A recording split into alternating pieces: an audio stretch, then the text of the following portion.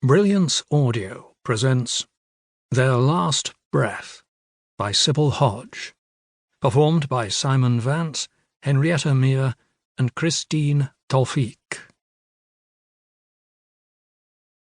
Sometimes being in the wrong place at the wrong time meant the difference between life and death.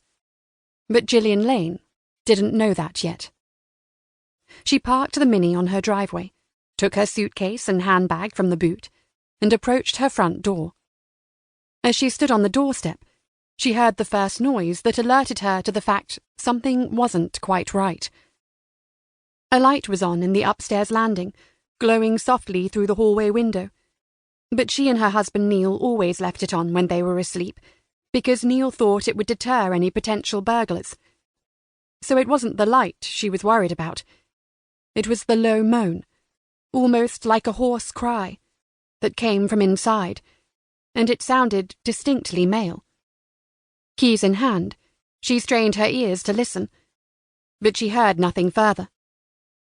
She shook her head and told herself not to be so stupid. It was just jet lag from the flight causing her mind to work overtime. She'd almost fallen asleep at the wheel on the way back from the airport, and now she was hearing things. She fumbled with the keys, found the one for the front door jumbled in between the big bunch, slid it in the lock, pushed the door open. It creaked loudly. She'd been on at Neil to put some WD-40 on it for ages, but it always took him months to get round to doing house-related things, and she knew she'd end up doing it herself. She took her keys from the door and stuffed them in the pocket of her coat, as was her usual habit. It always wound Neil up when he couldn't find the car keys because they were in one of her pockets or jackets instead of the kitchen drawer where they were supposed to be kept. She pulled her suitcase inside, put her handbag on top of it, and paused in the hallway, the dim light from the upstairs landing filtering down the stairs. Everything looked okay. The door to the kitchen opposite her along the corridor was closed, and the only sound she could hear was the fridge humming away. She turned to close the front door. Then she heard the creak of a floorboard coming from behind the kitchen door. "Neil?" She stepped along the hallway, expecting her husband to come out of the kitchen, his grey hair mussed up from sleep, wearing his favourite faded old t-shirt and boxers, telling her she was home early and what a great surprise this was. But it wasn't Neil who opened the door. For a few seconds she froze, staring at the bulky person in front of her, dressed all in black, wearing a balaclava that covered his face. She didn't know how long it took for her brain to translate what she was seeing into a message to run, but as she hurtled through the front door, she didn't know if it was going to be enough time to save her. She ran out of the drive. Her house was at the end of a quiet lane. She knew her immediate neighbours, an old-age pensioner who was housebound and had someone call on him with Meals on Wheels, and a middle-aged couple with young children. But she couldn't go to either of them. By the time she'd knocked on their doors and they'd opened up, the man would have caught up to her.